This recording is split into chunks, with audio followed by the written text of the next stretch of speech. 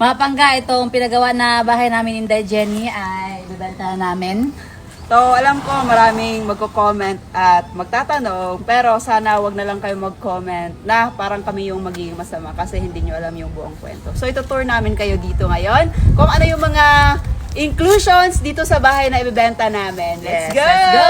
So, dito mga pangga, pwede paglagyan ng sasakyan nyo kung may sasakyan kayo. Tapos itong bahay na to, location nito ay malapit lang sa terminal, palengke, college na school, Capitol, sports complex at marami pang iba. Hindi siya masyadong malaki, hindi din siya masyadong maliit. So tamang-tama lang din siya mga pangga. Hindi pa namin to natulugan talaga. Ang table, mga upuan, may sofa na. So table na lang at saka TV yung ilalagay mo. Merong automatic washing machine, may CR, ayan, very aesthetic din. Isang kwarto dito. Yun. Ang kagandahan dyan, pwede na siyang electric fan din. Another kwarto. Tapos itong bed dito ay ano siya, Maliit. napo-fold yan siya. Yeah. Yung third na kwarto ay ito.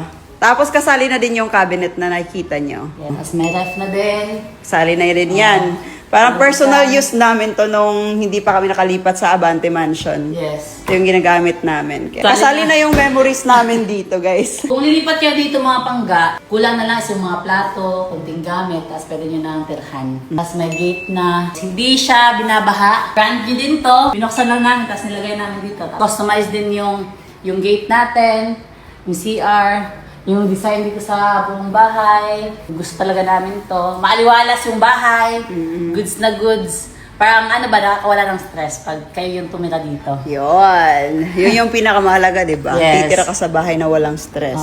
Yun. Tignan nyo naman yan, oh. Ito kasi parang sariling design talaga. Yes. Kumbaga, kagustuhan namin yung mga design na andito. Kaya na lang mag-ano dito, landscape.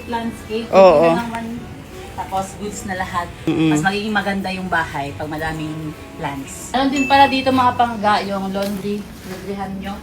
May saksakan na. At itong banana, tumubo lang siya dyan. Tumubo lang siya. Free na yan. Oh, kayo na bahala. Tapos may sili din. Ayan. For sale to mga pangga, message yan lang sa Inday Jenny sa mga interested. So, sa ibang details, isend din namin sa inyo.